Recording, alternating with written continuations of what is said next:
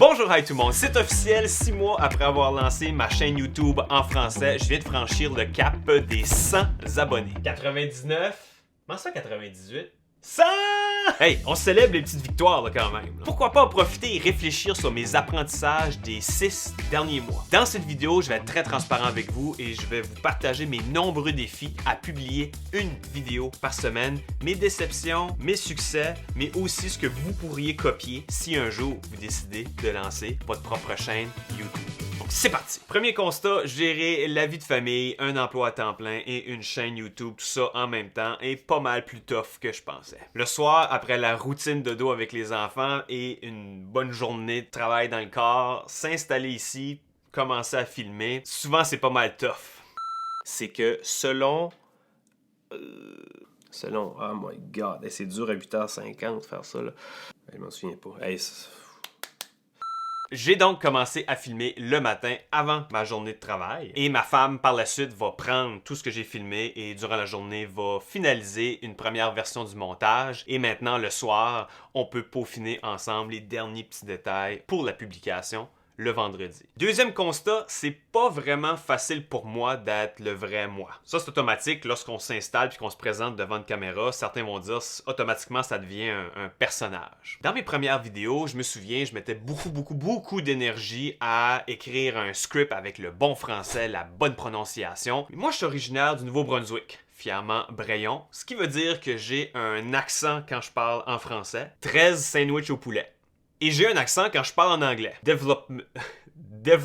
Alors je me limitais un peu dans mon laisser-aller, peut-être pour le besoin de plaire. Mais c'est en réécoutant mon premier short que je me suis rendu compte que lorsque je filme sans voir un script officiel, c'est là que j'ai le plus de fun, c'est là que c'est le vrai moi qui ressort et ça paraît à la caméra.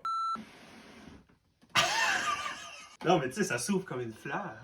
God, ça c'est nice. T'as le New Max smell. À un moment donné, je me suis dit, bon, je vais laisser mon fou aller un peu plus. Puis je m'engage à continuer sur cette lancée-là. Troisième constat, trouver une vidéo par semaine. Ouf. Au début, je me disais que j'allais lancer une chaîne YouTube pour aider les créateurs de contenu à lancer un cours en ligne. Ça pourrait être ça mon niche, mais finalement, c'est en parlant de technologie que je me suis rendu compte que c'est là qu'il y a un plus gros auditoire. Puis ça tombe bien parce que mon dernier vidéo sur l'écosystème Apple, c'est celui qui a été le plus populaire des dernières semaines. Puis en plus, c'est celle-là que j'ai eu vraiment le plus de fun à filmer. En le préparant, je me suis dit pourquoi pas mettre de l'avant le fait que j'étais un ancien formateur Apple. C'est déjà dit que j'ai déjà travaillé chez Apple. C'est une autre façon de me démarquer. Donc je suis encore en réflexion, est-ce que le niche de ma chaîne YouTube va être vraiment de parler de ce qui me passionne, c'est-à-dire les technologies, et de le faire en français? Peut-être, peut-être pas. Quatrième constat, ne pas sous-estimer l'impact d'un bon titre, thumbnail et bonne intro. Depuis le début, je me rends compte que je travaille vraiment à l'envers. C'est-à-dire que je commence avec une idée, j'écris un script rapide avec les points clés que je veux jaser dedans, et là, une fois que je finis le montage, puis je suis vraiment fier du produit fini, là, je m'installe devant YouTube, puis je dis, bon, c'est quoi le titre et c'est quoi l'image que je vais utiliser. Puis quand je dis que c'est travailler à l'envers, c'est qu'au stade où est-ce que je suis présentement, pas beaucoup de monde qui me connaissent, c'est pas personne qui connaît nécessairement ma chaîne. La première impression que les gens vont avoir, souvent c'est avec un titre accrocheur puis une bonne photo, parce que sinon tu mets tout cet ouvrage-là à faire un super de bon vidéo puis il n'y a pas personne qui va l'écouter. Meilleur exemple que je peux donner, j'avais complété mon review du Apple Studio Display, donc l'écran de Apple, et le premier titre que j'ai publié, c'était Apple Studio Display, je le garde ou pas, avec une belle photo de moi qui fait ça.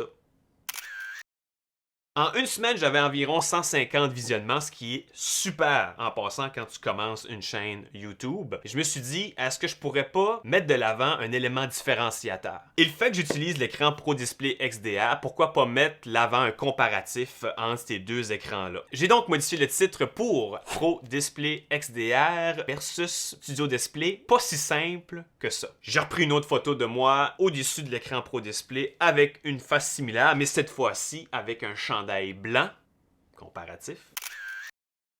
Résultat, après avoir changé le titre et l'image, augmentation considérable du nombre de visionnements.